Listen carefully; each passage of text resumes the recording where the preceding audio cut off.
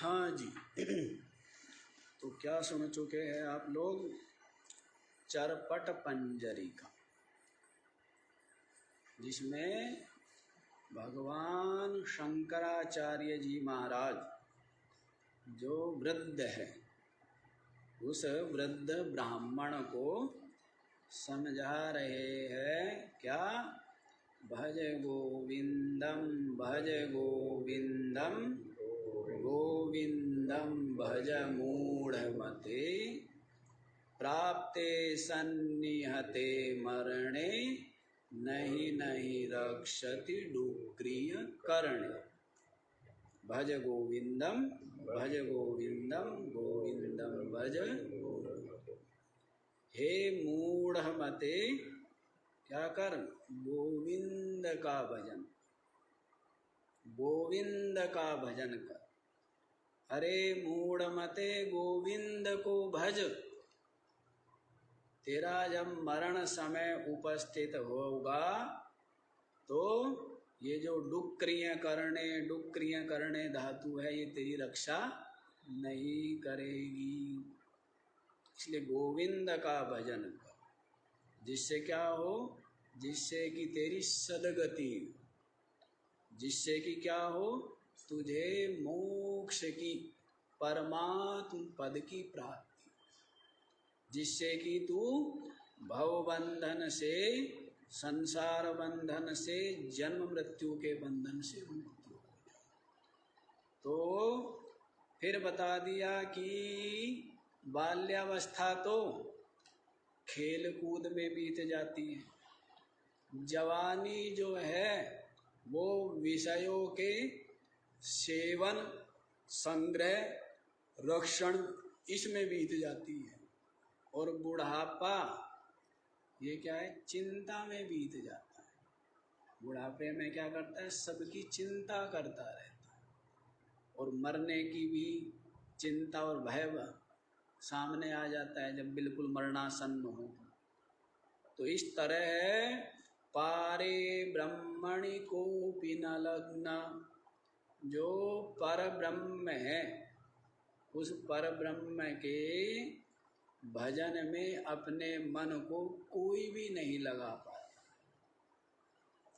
इसका मतलब क्या? कोई भी नहीं लगाता है। इसका मतलब ये है कि अधिकतर तो ऐसे जीवन बीत जाता है, लेकिन जो थोड़े विचारवान विवेकी है वे ही परमात्मा में मन लगाते हैं, परमात्मा की भक्ति करते हैं। अन्यथा संसार का भजन करते करते ही, संसार का और शरीर का भजन करते करते ही पूरा जीवन बीत जाता है, पूरा जीवन बीत जाता है।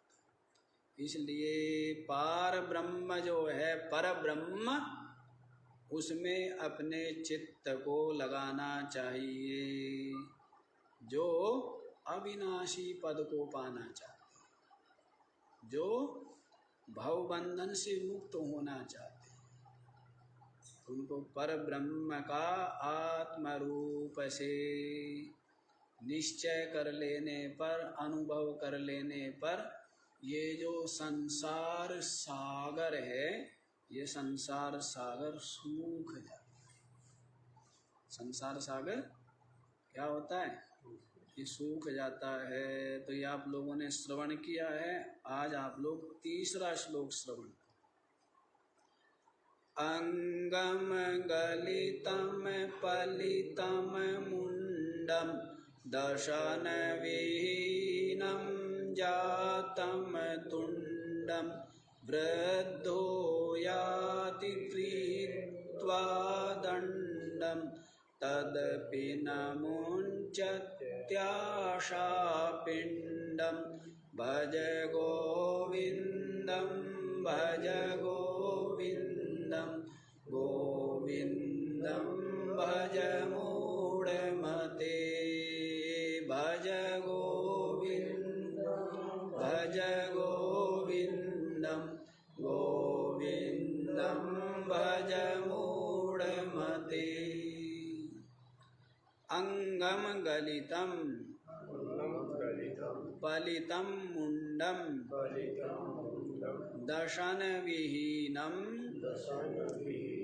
जातम तुंडम वृद्धो याति गृहीत्वा दंडम तद अपि न मुंचति आशापिंडम अंगम गलितम। क्या हो गए हैं, क्या हो जाते हैं? अंगम गलितम, सारे के सारे अंग जो कभी क्या थे, बड़ी सामर्थ्यशाली थे, कैसे थे, बलशाली थे, वे सारे अंग, उनकी जो शक्ति है वो क्या हो गई है, क्षीण हो गई, गलित हो गई, शिथिल हो गए हैं अंग। जो बहुत तेज दौड़ सकता था अब चलना भी क्या हो गया, दूभर हो गए। जो क्या था, विश्व चैंपियन,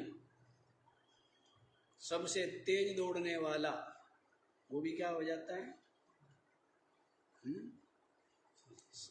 जकड़ जाता है शरीर, हड्डियां, सारे जोड़, सारे अंग शिथिल हो जाते। बड़ा ही पुरुषार्थी था, बड़ा परिश्रमी था, बड़ा चंचल और चपल था, लेकिन अब कैसा हो गया है, जब वृद्धावस्था आती है तो कहते अंगम गलितम, सारे के सारे अंगों की शक्ति गलित हो गई, सारे अंग शिथिल हो गए। पलितम मुंडम, और जो ये मुंड है, शर, ये क्या हो गया है, श्वेत हो गया, सारे बाल क्या हो गए, सारे बाल सफेद हो गए। तो इसका मतलब क्या बोल रहा है, ये नहीं बोला है कि बाल उड़ गए, तो शायद उड़ते नहीं होंगे उस समय, लेकिन अब तो क्या है, वो वातावरण और तरह तरह की अनेकों कारणों से क्या हो जाते हैं, बाल उड़ जाते हैं। तो यहाँ पर बोला है पलितम मुंडम, माने सर के बाल क्या हो गए हैं, सफेद। दशरथ जी महाराज क्या कर रहे थे, बाल संवार रहे थे, राजसभा में जाने के लिए क्या कर रहे थे, बाल संवार रहे थे। क्या देखते हैं कि कानों के पास कुछ बाल सफेद हो, क्या हो गए, सफेद हो गए। मनु जी महाराज का ही फिर जो है दशरथ जी, मनु जी के रूप में ही आए हैं ना दशरथ जी, तो देखे बाल श्वेत हो गए। तो तब ये मन में हुआ क्या कि अब तो वृद्धावस्था आ गई है और राजपाट दे देना चाहिए ना राम जी को। कहते भवन बसत भा चोथपन, हृदय बहुत दुख लाग, भयो न विषय वैराग। क्या बोला, भयो न विषय विराग, भवन बसत भा चोथपन, हृदय बहु दुख लाग, जन्म गयो हरि भगत। क्या कह रहे हैं, भयो न विषय विराग, विषयों से वैराग्य नहीं। क्या कहते हैं, इतने विषयों का सेवन करते करते भी तृप्ति नहीं आई, पूर्ति नहीं। भयो न विषय विराग, विषयों से वैराग्य नहीं। भवन बसत भा चौथपन, भवन में रहते हुए क्या हो गया, चौथापन आ गया। चौथापन कौन सा, 75 से ज्यादा की आयु आ गई।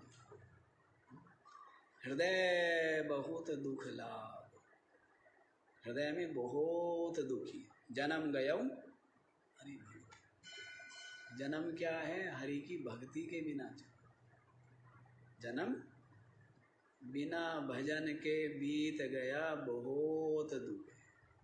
तो पहले क्या था? पहले जैसे ही गृहस्थ का दायित्व पूरा हुआ तो फिर भवन में नहीं रहते थे। फिर क्या है? भवन में नहीं रहते थे। कहाँ चले जाते थे? अरण्य में, तीर्थ में। भवन में नहीं रहते थे, घर पे नहीं रहते थे।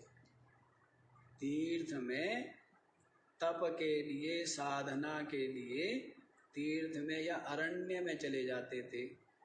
जो अपना वास्तविक लक्ष्य है परमात्मा, उसकी प्राप्ति के लिए, अपने जीवन को सफल बनाने के लिए, मोक्ष को पाने के लिए, अपना उद्धार करने के लिए जंगल में चले जाते थे।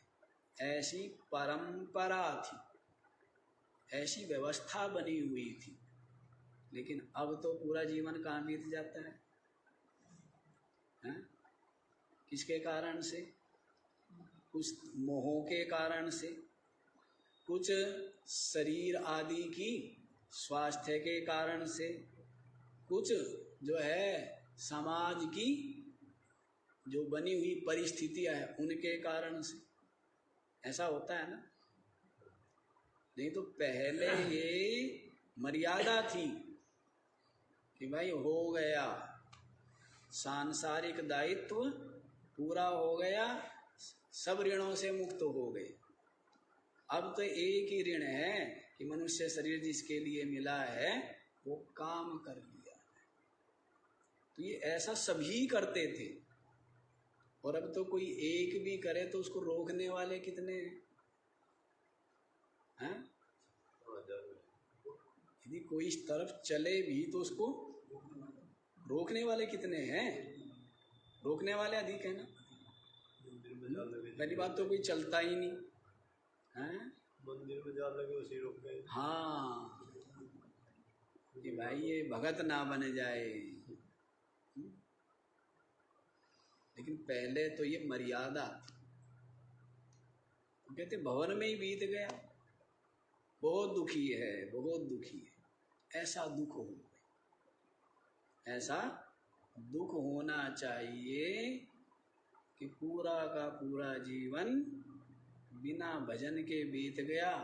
ऐसा सुंदर अवसर मिला था, मनुष्य शरीर मिला था, ऐसा सुंदर अवसर, और उसको पाकर के भी बस अज्ञानी पशु के समान ही केवल गुजारा करने में पूरा का पूरा जीवन बिता दिया।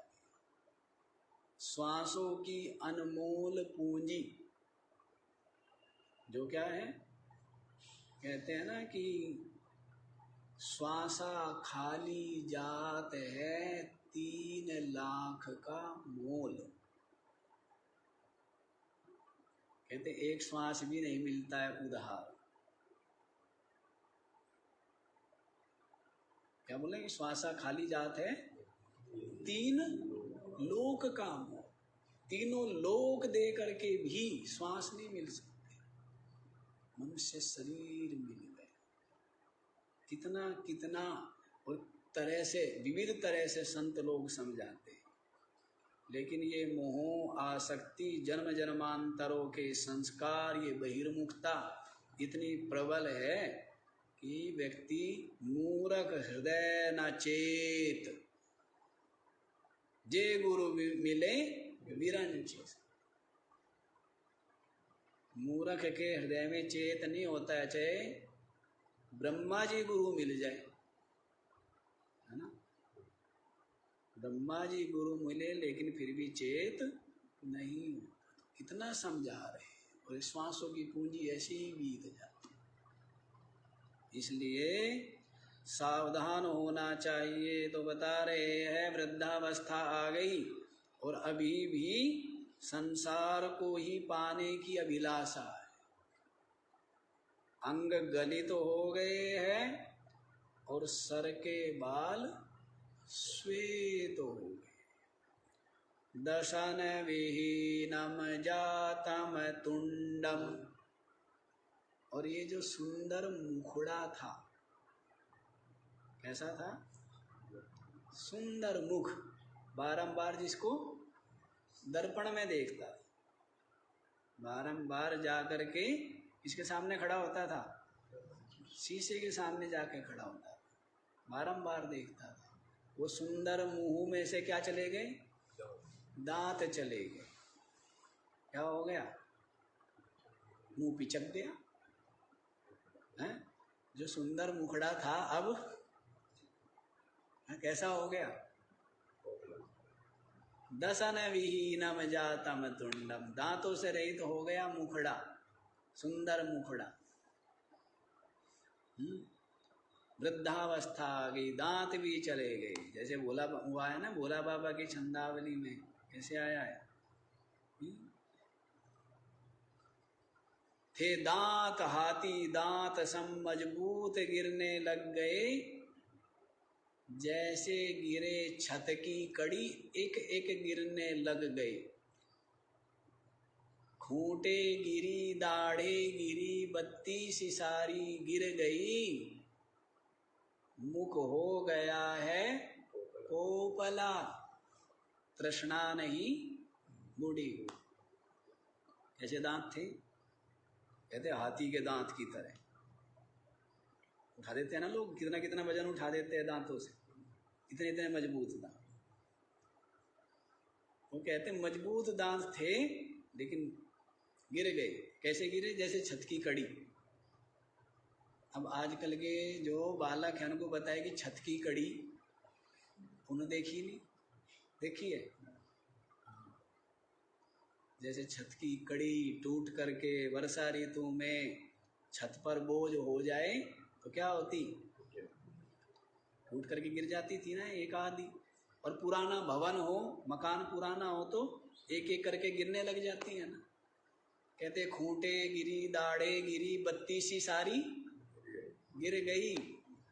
मुख हो गया है पोपला, मुखड़ा क्या हो गया? पर तृष्णा नहीं। तृष्णा अभी भी बड़ी बड़ी तृष्णा है, बड़ी बड़ी आशाएं है, बड़े बड़े मनोरथ है। अभी करूंगा, धंधा खत्म करूंगा कुछ दिन में, भक्ति जाए करूंगा वन में, और मैं न्यू सोचू था मन में उम्र मेरी, नर धोखे धोखे में लूट गया आ गई अंत। पोता ब्यावन की मन में रहरी, करूंगा हवेली भी खड़ी। अभी तो बहुत चीजें हैं ना, ये करूंगा, ये करना है, ये करना है, इसी में रहता है ना। विविध मनोरथ कैसे बताया है? विविध मनोरथों में उलझा रहे। आशा पाश शतही बद्धा काम क्रोध परायणा, आशाओं के सैकड़ों पासों में बंधे रहते।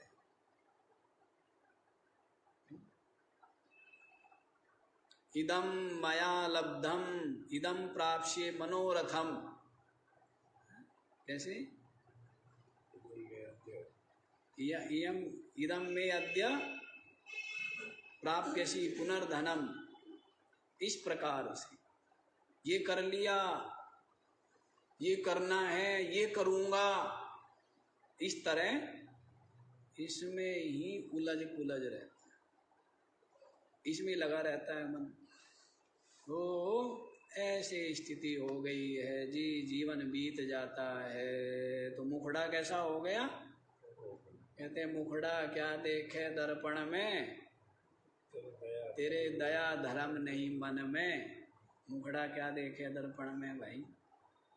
अच्छा जी, तो मुखड़ा क्या हो गया? दांतों से रहित हो गया। वृद्धो याति गृहीत्वा दंडम, वृद्धावस्था आ गई, हाथ में क्या ले लिया है? लाठी ले ली। कल भी बताया था ना, क्या बताया था? बूढ़े के लिए, तो बूढ़े को क्या करना चाहिए? हाथ में लाठी लेनी चाहिए, सहारा मिला रहे हैं। हाँ, मीठा बोले, हैं, छोटा बन के रहे, झुक के चले, और लाठी हाथ में। तो वैसी वृद्धो याति गृहीत्वा दंडम, बुढ़ापा आ गया, हाथ में क्या ले लिया है? दंड ले लिया है। तदपि न मुंचति आशा पिंडम, लेकिन फिर भी जो आशा है ना, उन आशाओं का पिंड फिर भी नहीं छोड़ता। अच्छा एक चीज बताओ, आशा हमारा पिंड छोड़ेगी या हम आशा का पिंड छोड़ेंगे?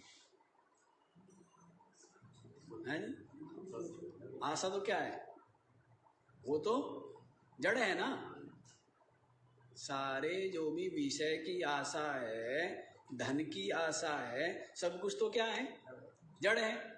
उनकी आशा, हमने उनको आशा रखी हुई है ना, पेड़ ने हमें नहीं पकड़ा है।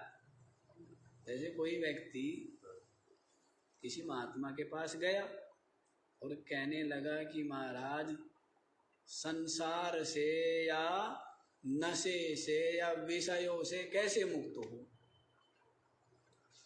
तो महात्मा थे, महात्मा ने क्या किया? खड़े हुए और पेड़ को हाथों से पकड़ लिया और क्या कहने लगे? बचाओ बचाओ बचाओ, मुझे पेड़ ने पकड़ लिया। वो भगत कहने लगा, महाराज पेड़ आपको कैसे पकड़ सकता है? पेड़ तो जड़ है, आपने पेड़ को पकड़ा। तो वैसे वो महात्मा कहने लगे, संसार ने, विषयों ने हमें नहीं पकड़ा है, हमने उनको पकड़ा। संसार ने पकड़ा हुआ है क्या? विषयों ने पकड़ा हुआ है क्या? या और किसी धन ने या पद ने पकड़ा हुआ है क्या? किसने पकड़ा है? आपने पकड़ा।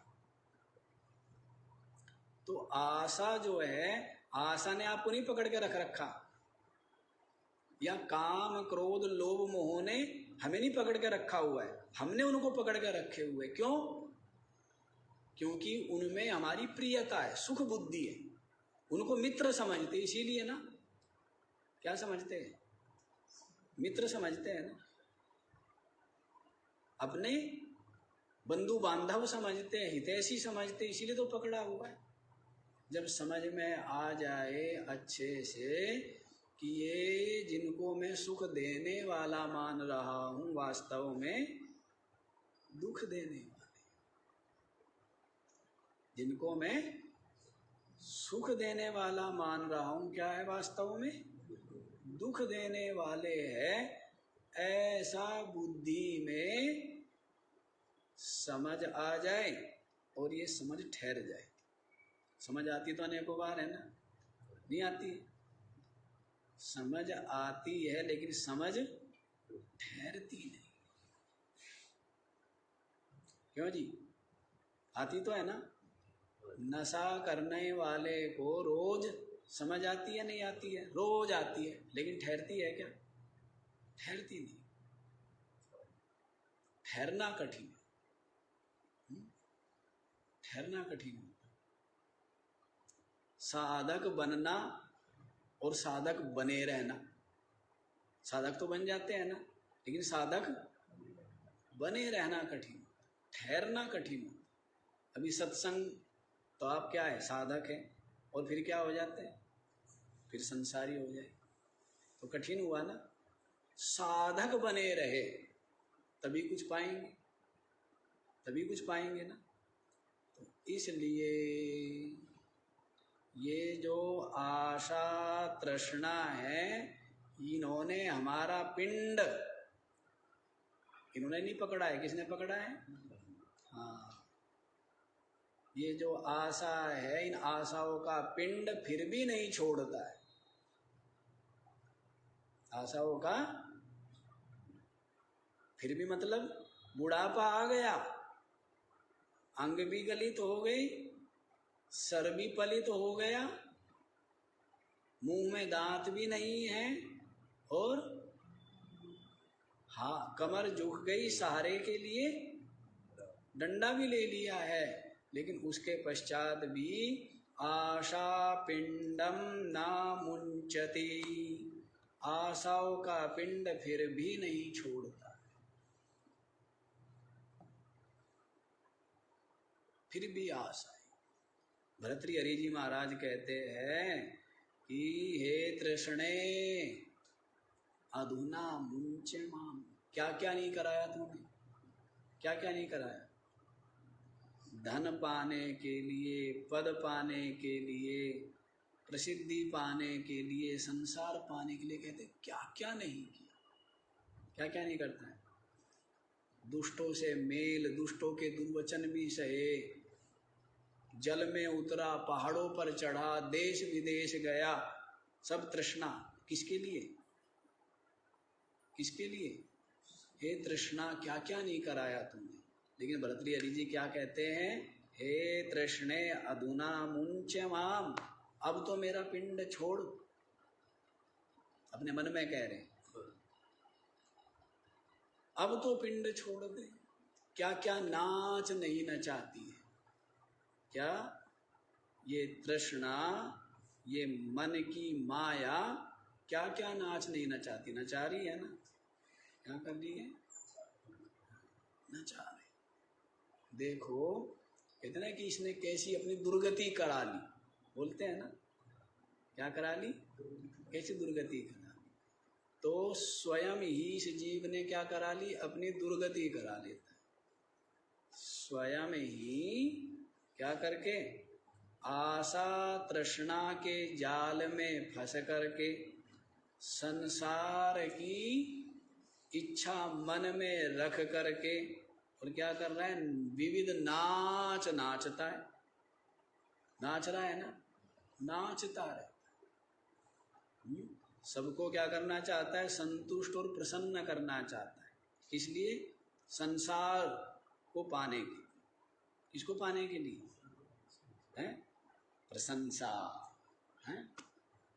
ऐसे करें, ऐसा करूंगा तो मेरी क्या होगी, बड़ाई होगी, प्रशंसा होगी ना, लोग सब अच्छा कहेंगे, मेरी प्रसिद्धि होगी, मुझे धन मिलेगा, पद मिलेगा, है। तो क्या क्या नहीं नाच नाचता है। ये जो मन है कितने नाच नचाता है, सबई नचावत राम गोसाई। जो ये राम है ना, इस राम की जो माया है, मन, यही क्या कर रहे हैं, सबको नचा रहा, सबको सबको नचा। वैसे तो नाचने वाला भी खुद है, और नाच देख करके सुखी दुखी होने वाला भी खुद।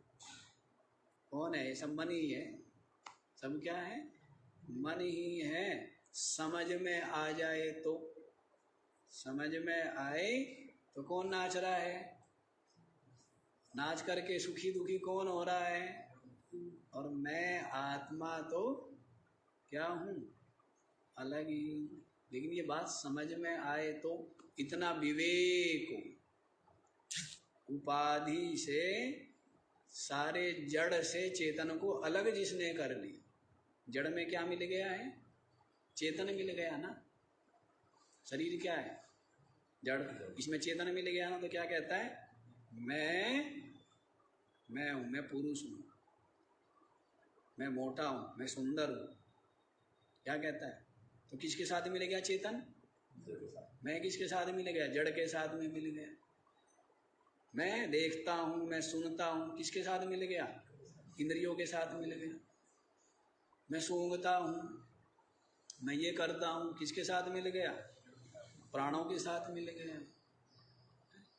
मैं जो है शांत हूं, प्रसन्न हूं, किसके साथ मिल गया, मन के साथ मिल गया। मैं जो ज्ञानी हूं, अज्ञानी हूं, करता हूं, भोगता हूं, किसके साथ मिल गया, बुद्धि के साथ मिल गया। तो जड़ के साथ में मिल गया चेतन, तो इसलिए खिंचा फिरता है, अलग हो जाए। तो अलग हो जाने पर कैसे होता है, जैसे सर्प से केचुली अलग हो जाए। वैसे ही अलग हो जाए। ये सब उपाधि है। ये जो 5 कोश है ये दृश्य है, मैं इनका साक्षी हूँ, इनका प्रकाशक हूँ। तब क्या है? तब वो चेतन है। जिसने जड़ से अपने को क्या कर लिया? अलग कर लिया। वो क्या हो गया? चेतन हो गया, सच्चिदानंद हो गया, अविनाशी हो गया। और जो जड़ के साथ में बंधा हुआ है तो इसके साथ ही खींचना पड़ता है। इसके साथ ही साथ क्या होता है? क्लेश पाता रहता है। तो इसलिए हे मूढ़, अब तो आशाओं का पिंड छोड़ और क्या कर? भज गोविंदम, भज गोविंदम, गोविंदम भज मूढ़मते। हे मूढ़मते, गोविंदम भजा, गोविंद को भज, गोविंद को भज। अरे गोविंद को भज।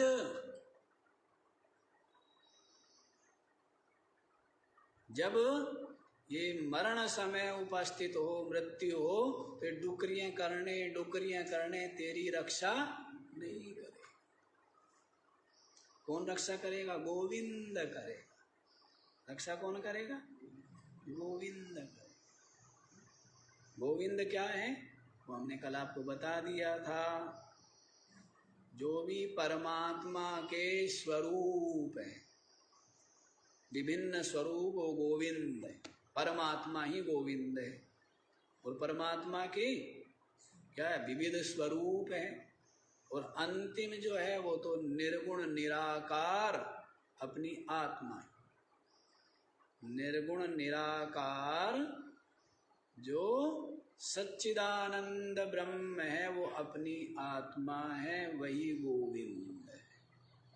तो गोविंद को भज, उसी से तेरी रक्षा होगी, दुर्गति नहीं होगी, तेरी सदगति होगी।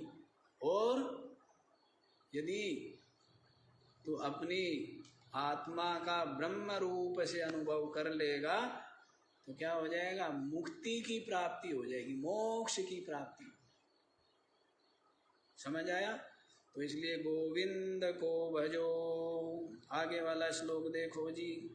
पुनरपि जननम पुनरपि मरणम पुनरपि जननी जठरे शयनम इह संसारे खलु दुस्तारे कृपया पारे पाहि मुरारे भज गोविंदम भज गोविंदम गोविंदम भज मूढ़मते संप्राप्ते सन्निहते मरणे नहि नहि रक्षति डुक्रियकरणे भज गोविंदम भज गोविंदम गोविंदम भज मूढ़मते।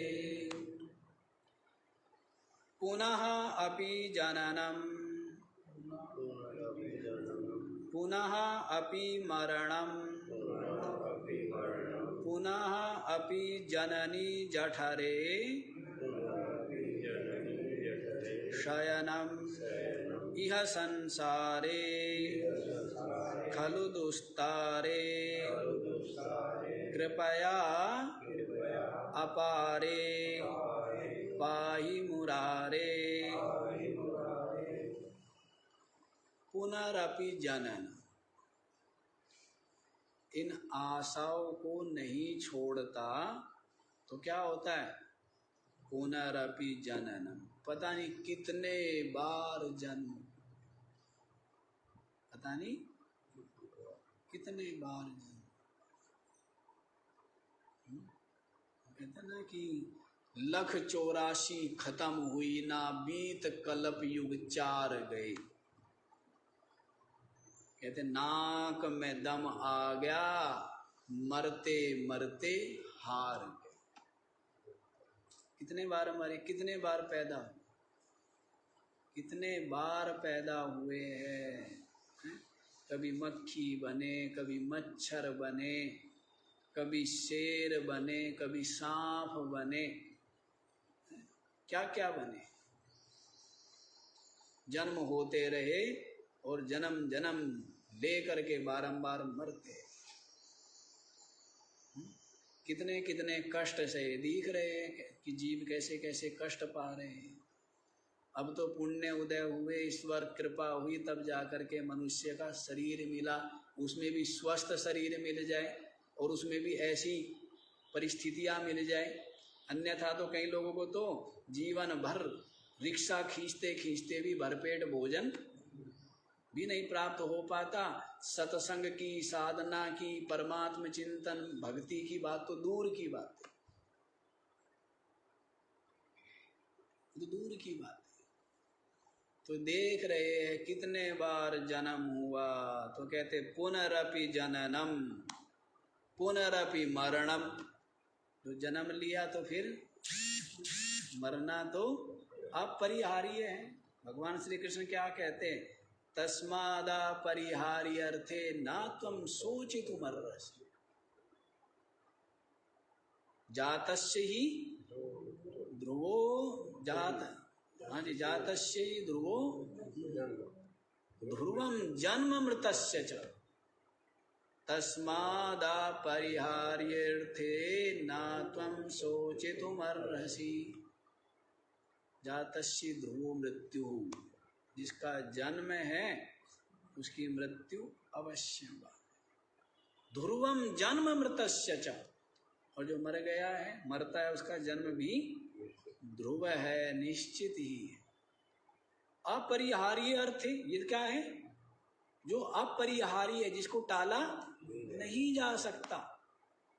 ना तुम शोचितुमर्हसि, तुम्हारे जैसे विवेकी को शोक नहीं करना चाहिए। क्यों? ये तो अवश्यम भावी है, इसको टाला ही नहीं जा सकता है। जिसने भी देह धारण की है तो इस देह की धर्मशाला को तो एक दिन खाली करना ही पड़ता। तो किराए पर मिला हुआ मकान है ना, कुछ दिनों के लिए, अब इसमें रह करके किसने क्या किया है। कुछ लोग तो कुछ भी नहीं किया, कुछ लोग तो पाप कर्म में ही लगे रहे, और कुछ लोगों ने कुछ नहीं किया, बस बनाते खाते कहीं सो जाते हैं, कुछ भी कमाई नहीं की। सेवा, परोपकार, सत्संग, साधना, कोई भी कमाई नहीं कि बस यूं ही जीवन बीता, ऐसे जीवन बीता। तो ये तो अपरिहार्य है, इसको पा करके जिसने कुछ किया है तो वो अच्छी बात है। नहीं तो पुनः पुनः जन्म और पुनः पुनः मृत्यु, पुनरपि जननी जठरे शयनम। और क्या होता है, जननी के जठर में, पेट में शयन करना पड़ता है। जब गर्भ में आता है शिशु, तब क्या होता है, माता के पेट में, और वहां पर जठराग्नि और विविध कीटाणु विषाणु पता नहीं क्या क्या, उनके बीच में पक्व अपक्व जो अन्न है, भोजन है, उसके बीच में पड़ा रहता है।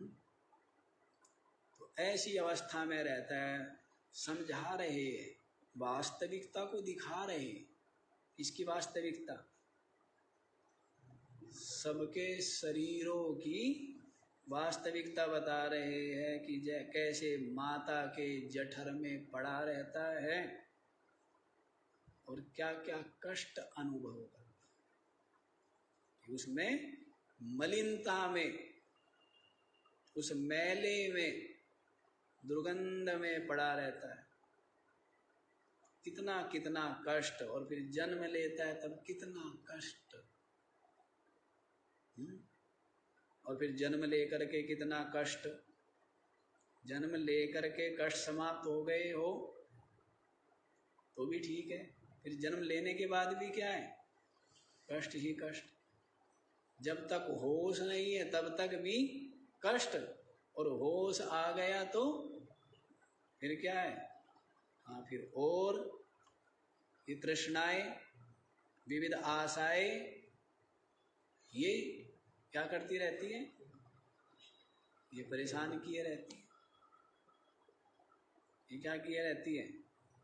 दुखी अशांत किए रहती है। जीवन ऐसी बीत जाता है, रोने रोने रोने धोने में बीत जाता है। रोते रोते जन्मा, जीवन भर रोता रहता है, और रोते रोते रोते रोते मर जाता है। और विवेकी कैसे होते हैं? रोते हुए जन्म भले ही हुआ हो, लेकिन जीवन भर क्या रहते हैं? प्रसन्न रहते हैं। और दूसरों को भी क्या करते हैं? दूसरों को भी प्रसन्नता देते हैं। तो प्रसन्नता देते हैं, इसलिए फिर उनको मिलती क्या है? हैं? जो बोया है वही अब दूसरों को देते हैं। दुख है तो क्या मिलेगा? किसी को आप विक्षेप देंगे, अशांति देंगे, कष्ट देंगे, तो वो आपको ही तो मिलेगा ना। और आपने क्या किया?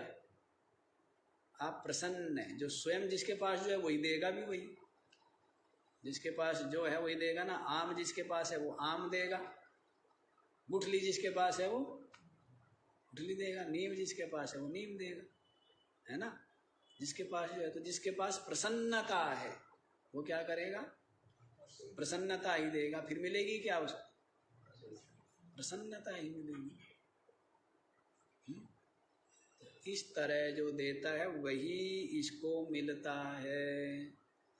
तो ऐसे है जी प्रसन्न रहना, और वैसे ही प्रसन्न रहते रहते यहाँ से विदा हो जाता है।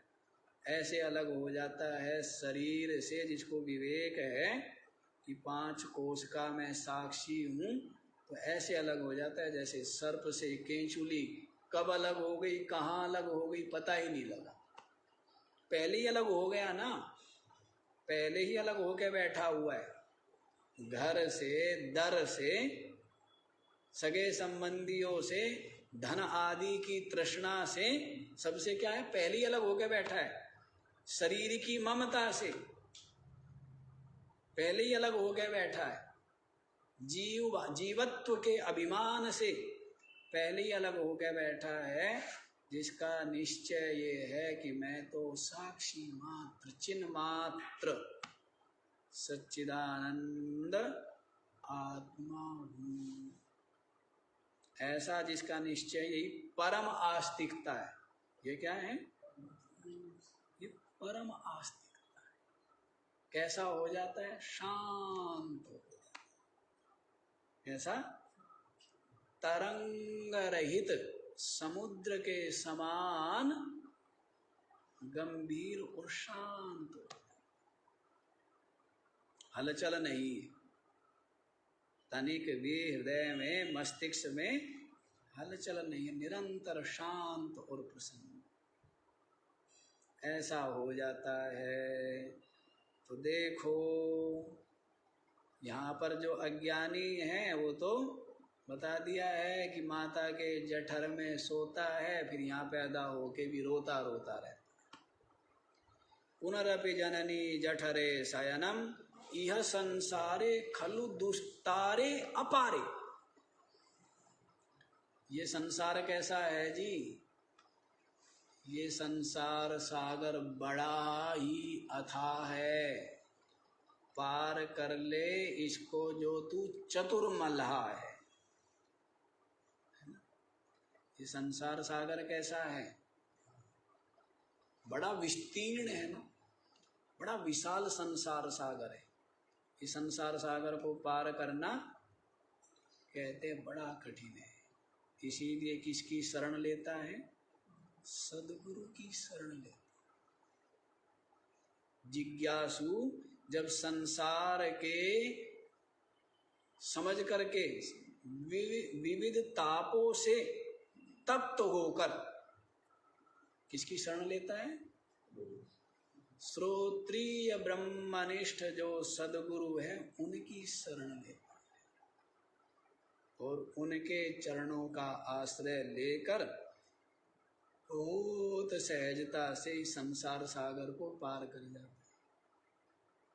अन्यथा अपने बाहुबल, इंद्रिय बल, शरीर बल, मन बुद्धि के बल से इस संसार सागर को पार करना बड़ा कठिन। हाँ, कुछ कुछ इतिहास में कुछ ऐसे महापुरुष होते हैं, कुछ होते हैं, उनके जन्म जन्मांतरों की साधना संस्कार हो, ऐसे अनेकों संत हुए हैं कि जिनको किसी अन्य गुरु की या किसी के अन्य की सहारे की आवश्यकता नहीं पड़ी। रमण महर्षि हुए हैं, अनेकों संत हुए, संत जितने ज्यादातर हुए हैं तो उनको गुरु की आवश्यकता नहीं पड़ी। ऐसी पहले की हुए साधना संस्कार थे या पूर्व की स्मृति थी। जैसे जड़ भरत भी है, तो जड़ भरत को क्या था? पूर्व की स्मृति थी, पूर्व का ज्ञान, पूर्व का उनका विवेक वो बना हुआ था ना, बना रहा ना, उनको पहले किया हुआ था। इतनी साधना की हो तो फिर आवश्यकता नहीं होती है। लेकिन ऐसे लोग बहुत थोड़े होते हैं कि जो अपनी विवेक शक्ति से संसार की सारी आसक्ति का त्याग करके, संसार को तुच्छ समझ के, और जो आत्म तत्व से, अविनाशी तत्व से, सत्य से परिचित हो पाते, उसका साक्षात्कार कर पाए अपने बुद्धि विवेक से, ऐसे तो विरले होते हैं। अन्यथा तो क्या है, सद्गुरु का आश्रय लेना पड़ता है। वो जिनके सानिध्य में, मार्गदर्शन में चलते हुए धीरे धीरे धीरे धीरे पार कर जाता है इस संसार सागर को। तो कहते हैं संसार सागर खलु दुस्तारे, इसको पार करना बड़ा कठिन, बड़ा कठिन। कर्म करेंगे हम, शुभ कर्म किए तो क्या हो जाएगा? स्वर्ग आदि की प्राप्ति होगी। विविध उपासनाएं करेंगे तो क्या होगा? देवलोक आदि की प्राप्ति हो जाएगी। कर्मणा पितृलोकः विद्यया देवलोकः, क्या है? कर्म करने से क्या होगा? पितृलोक की प्राप्ति। जो शुभ कर्म कर रहा है, कुएं, तालाब, प्याऊ, अन्नदान, वस्त्रदान, है, ऐसा जो कर्म कर रहा है तो उसको क्या होगी? पितृलोक की प्राप्ति होगी, स्वर्ग की प्राप्ति होगी। और जो उपासना कर रहा है, जो किसी इष्ट की परमात्म बुद्धि से उपासना कर रहा है, उसको देवलोक की प्राप्ति हो जाएगी। वो जो भी इष्ट है, उस इष्ट के लोक की प्राप्ति हो जाएगी। तो कर्म उपासना करेगा तो भी छुटकारा नहीं मिला ना, फिर क्या होगा? फिर वापस आ जाएगा। और वहां भी, वो भी तो संसारी है, वो भी क्या है? पितृलोक, देवलोक, ब्रह्मलोक, सबके सब क्या है? सब संसार ही। तो कहाँ संसार से निकला है? वहां पर भी क्या है? वहां पर भी लाग डाट है, वहां पर भी ऊंचता नीचता है। अपने अपने जो पुण्य है उनके अनुसार वहां पर भी क्या है? जैसे किसी के पास क्या, होटल में गया, ज्यादा पैसे तो क्या लेगा? एसी वाला रूम, और कम है तो क्या मिलेगा? नॉन एसी है। तो वैसा ही है ये स्वर्ग आदि का लोक, जो भी है लोक परलोक का हिसाब किताब ऐसा है। अधिक पुण्य है तो अधिक सुविधा, अधिक सुख, अधिक आराम, और कम पुण्य है तो ऐसा है ना। वहां पर भी ये बना रहता है। और व्यवहार है तो व्यवहार में समता हो भी नहीं सकती। कोई दाएं रहेगा, कोई बाएं रहेगा, कोई आगे रहेगा, कोई पीछे रहेगा। कोई भगवान के, जो भी सगुण साकार भगवान है, उसका कोई ज्यादा समीप रहेगा तो कोई दूसरा थोड़ा दूर रहेगा, तीसरा उससे भी दूर रहेगा। ऐसा बना रहेगा ना। हाँ, तो ये जो है कर्म और उपासना से भी संसार की ही प्राप्ति होती है, मोक्ष की प्राप्ति नहीं होती है। और निष्काम भाव से कर्म और उपासना किए जाए तो ये अंतःकरण के मल और विक्षेप को दूर करते हैं। निष्काम भाव से कर्म करेंगे तो क्या होगा, मल दूर हो जाएंगे, जो दोष है, विकार है, अवगुण है। और निष्काम भाव से उपासना करेंगे तो क्या हो जाएगा, विक्षेप दूर हो जाएगा, मन की चंचलता मिट जाएगी। लेकिन मोक्ष ऋते ज्ञानान्य मुक्ति ज्ञानादेव तु केवलम, ज्ञान के बिना तो मोक्ष मिलेगा नहीं। ऋते ज्ञानान्य मुक्ति ज्ञानादेव, केवल ज्ञान से ही कैवल्य पद की प्राप्ति। कहते यदा चर्मवदाकाशम वेष्टिष्यन्ति मानवः तदा देवम अविज्ञाय दुःख शांतो भविष्यति। जब कभी चर्मवद आकाशम वेष्टिष्यन्ति मानवः, चमड़े की तरह आकाश को लपेट पाएंगे। चमड़े को लपेट देते हैं ना, चमड़े को, वस्त्र आदि को क्या करते हैं, ऐसी जो निराकार व्यापक सूक्ष्म आकाश है, निराकार निरवयव सूक्ष्म व्यापक जो आकाश है, उसको लपेटा जा सकता है क्या? पर कह रहे यदि कभी, असंभव है, मतलब क्या है, असंभव। तदा देवम अविज्ञाय, यदि ऐसा कर पाए तो, आकाश को लपेट पाए तो बिना देव को, बिना अपनी आत्मा को जाने बंधन का अंत हो जाएगा। अर्थात आकाश को लपेटा नहीं जा सकता, इसी तरह बिना अपनी आत्मा को जाने दुख का, बंधन का नाश नहीं हो सकता, संसार का नाश नहीं हो सकता। इसलिए ज्ञान से ही केवल मोक्ष की प्राप्ति, ज्ञान के अतिरिक्त नहीं। और ज्ञान किससे मिलेगा? ज्ञान तो किसी संत से, श्रोत्रिय ब्रह्मनिष्ठ जो सदगुरु है उसी से ज्ञान मिलेगा ना, किससे मिलेगा? हाँ, इसीलिए कह रहे हैं यह संसारे खलु दुस्तारे, ये संसार सागर तो पार करना बड़ा कठिन है। कृपया अपारे, कैसे अपारे, अपार है ये संसार। कृपया हे मुरारे माम पाही, इसलिए आप कृपा करके, दया करके मेरी रक्षा करें। क्या करें? मेरी रक्षा करें संसार सागर से। ये संसार सागर में मैं डूब रहा, विविध कष्ट को अनुभव कर रहा, कष्ट ही कष्ट है। और है क्या? जन्म दुखम, जरा दुखम, मृत्यु दुखम, पुनः पुनः संसार सागरे दुखम, तस्माद् जागृहि ही जागृहि। जन्म दुख, जरा दुख, मृत्यु दुख, संसार सागरे दुखम। क्या है?